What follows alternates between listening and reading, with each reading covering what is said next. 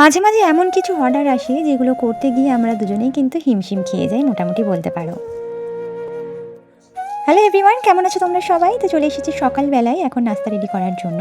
তো এখানে সকালবেলায় আজকে লুচি করে নিয়েছিলাম। আজকের প্রায় দিনই রুটি করে থাকি, তাই ভাবলাম আজকে একটু ঝট করে লুচি বানিয়ে নিই। লুচিটা খেতেও ভালো লাগে, যদিও শরীরের পক্ষে তেমন একটা ভালো নয়, কিন্তু কী করবো, আমাদের মনটা মানলেও আমাদের মুখ কিন্তু মানতে চাই না। আর আমি কিন্তু মাঝে মধ্যে লুচিটা করে থাকি, একদমই থাকে না বলতে পারো, যেটা দেখে তোমরা বুঝতেই পারছো। আর সেই সাথে ছিল একটুখানি সুজির হালুয়া।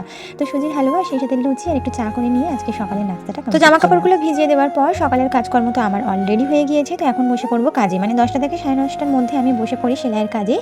যেটা কমপ্লিট হয় আমার 12টা 12:30 পর্যন্ত বেজে যায়, মানে 12:30 বা 12টা পর্যন্ত আমি সেলাইয়ের কাজের দিকে থাকি। তারপরে আমি রান্নাবান্না করতে যাই। তো এখানে একটা দিদিভাইয়ের আমার অর্ডার ছিল যে লেস দিয়ে সুন্দর করে তার সালোয়ারটাকে সাজিয়ে গুছিয়ে নিতে হবে। এই যে একটা ছবি তোমরা উপরে দেখতে পাচ্ছ, আমাকে ছবি পাঠিয়েছিল যে আমাকে এইরকম করে দিতে হবে।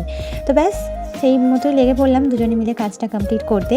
তো ওনাকে আমি বলে বলে দিচ্ছিলাম, কারণ বড় মেশিনে আমি বসতে আমার একটু ভয়ই লাগে বলতে পারো। এখন এই বড় মেশিনে তেমন একটা আমি বসতে পারি না, মানে আমার যেন মনে হয় খুবই স্পিডে চলে যায়, যদিও বাড়ানো কমানো মানে অপশানটা রয়েছে, তাও সেই জন্য বললাম যে তুমি করো, আমি দেখিয়ে দেখিয়ে দিচ্ছি।